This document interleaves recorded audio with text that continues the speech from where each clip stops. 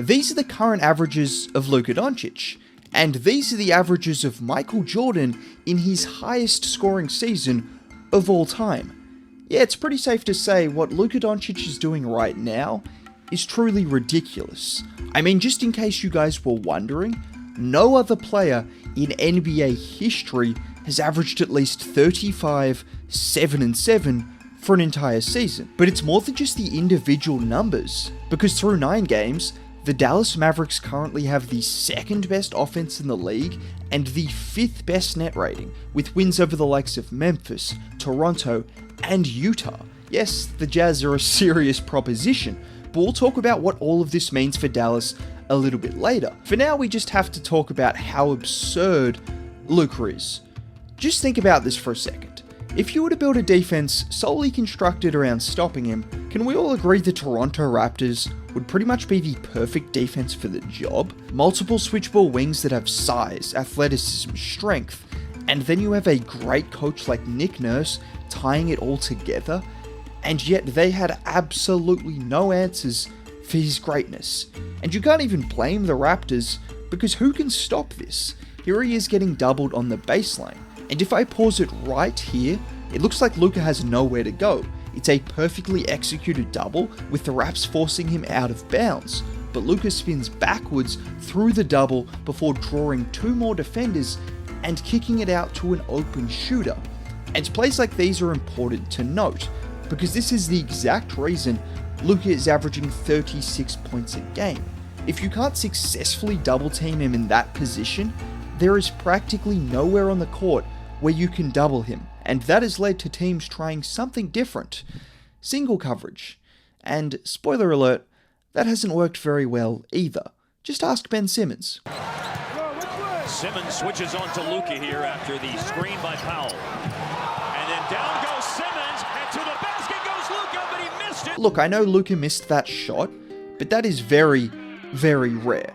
Not him crossing over someone who used to be a top 3 defender in the league with his size and athleticism, but Luka is currently shooting 65% from 2-point range on 15 attempts a game, which, just to give you guys some perspective, is a better percentage than prime Shaq, Hakeem, and Kareem. Oh, and Wilt only shot better than this in 1 season.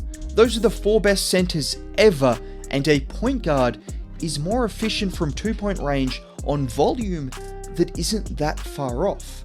These 2-point numbers are comparable to Jokic and Giannis in their MVP seasons, just for reference. And there's one major reason for his 2-point shooting being so good. It's his post-game. Because do you remember all the people that questioned how, or if Luka had another level to go to after his first few seasons in the league?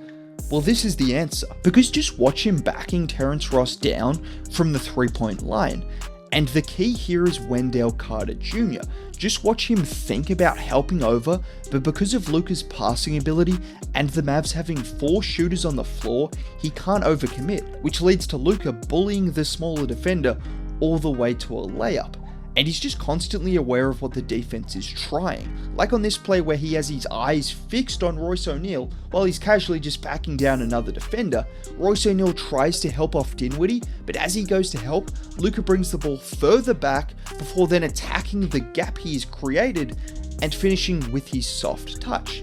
Luka has bullied smaller defenders his entire career, but this season he's taken things to a different level, because he is literally the best post player in the league through the first 9 games of the season, ahead of the likes of Embiid, Jokic, and Giannis, which sounds crazy enough as it is, but just to emphasize how insane this is, in the 7 years the NBA have been tracking post-ups, not a single non-big has been in the top 5, let alone leading the league in points a game from post-ups.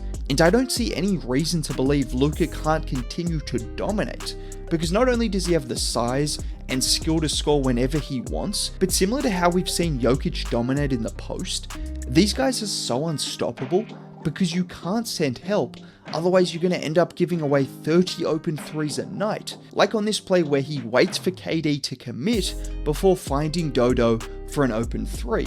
Or even when they don't send doubles, Luka can still see over the defense and find the cutters or open shooters. So if Luka is too strong and big for smaller defenders, then maybe try putting a bigger defender on him. Well, we all know he sees nothing but traffic cones whenever a big switches onto him.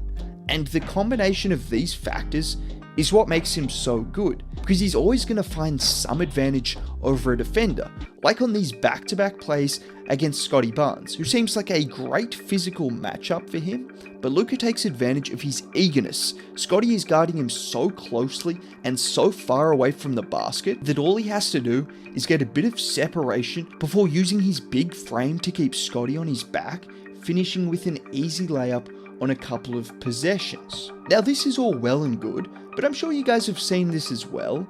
A lot of people think the only reason Luka is doing this is because he's allowed to. He's got an absurd usage rate, he's just taking as many shots as he wants, he's not exactly efficient. Well, I already debunked the efficiency thing, and by the way, we've seen him have games in which he goes 10 of 15 from the field, like against the Toronto Raptors. But this is leading to a top 2 offense in the league. He is dissecting defenses, and the reason he is taking so many shots is because, like I said before, teams are afraid to double team him. However, with that tweet I showed you, and the discourse in general, there is one thing those people are right about.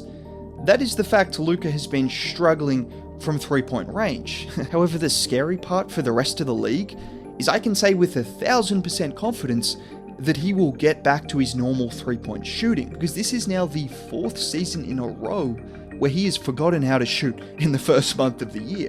Don't ask me why he does it, but all I know is he's corrected it 3 years in a row, and I expect it to happen for a 4th season. I think we've already seen the start of it with him shooting 8 of 15 from 3 against the Raps and Nets. But let's for a second talk about the Mavericks as a whole, because when looking at Luka and his trajectory to being a top 10 or 15 player of all time, it's going to depend on championships and how many he can win. Luckily for him, Josh Green is the Wade to his LeBron, the Pippen to his Jordan, the Middleton to his Giannis.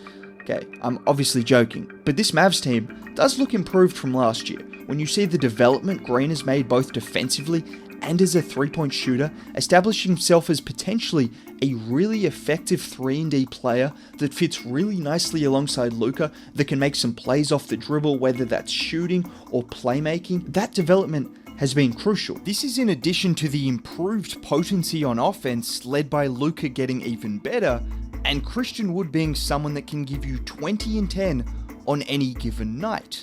For the Mavericks to be an elite offense yet again, something we saw the first 3 years of Luka's career, is a warning sign to the rest of the league, because what we didn't see early in his career was a defense that was top 5 like it was last year, and according to Basketball Reference's defensive rating relative to the opponents, the Mavs are knocking on the door of being a top 5 defense yet again this season. Anyways, Luka has somehow gone to a different level this season, and it really makes no sense, like genuinely. That's kind of all I've really got to say. Drop a like if you made it all the way to the end of the video, subscribe to the channel for more, have a great day, bye.